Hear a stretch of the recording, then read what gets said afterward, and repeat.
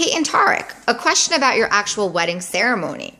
So who ended up marrying you, and how did that whole process work?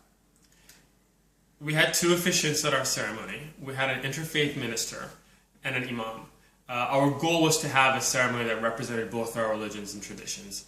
It was a bit of a challenge making it happen. We were trying to initially find an imam and a Catholic priest to marry us, and we went through quite a few lists and eventually settled on an imam that a relative recommended for me and an interfaith minister that somebody recommended for Kate, and they ended up working very well together, and they married us in a joint ceremony.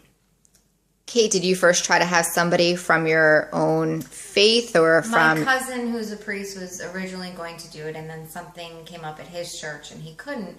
So I went to the church that my family had gone to, but because we hadn't done the pre-Cana classes, and there was no time at that point, they would not marry us. So, but they said that we could come back at some point, and they would bless the marriage for us, and then it would be considered Catholic or it would be recognized by the church. In the Catholic eyes, are you considered a married couple? No, but if I had this blessing, then I would be. So, Tarek, in your religion, are you considered married? Yes, we are.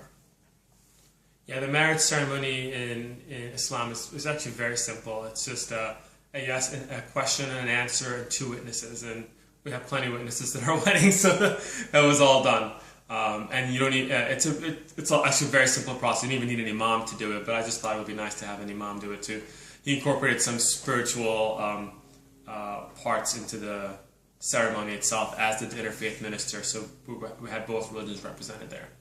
Did you think that you wanted to have the person that you go to, so you go to on Friday evenings? Mosque. Yeah, I actually asked that imam, but he said he doesn't usually do that, and he recommended a couple of other people. And do weddings or interfaith weddings? Doesn't do weddings, okay. Period. Yeah, so he mentioned a couple other people who were doing it, and some were either not available or other were like, well, we're not sure, we have not done an interfaith wedding, we're not sure how we feel about that.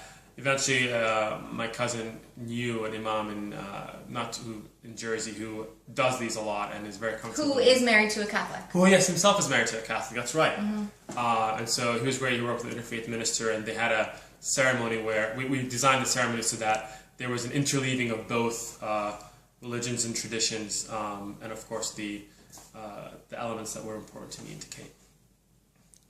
Thank you. Mm-hmm.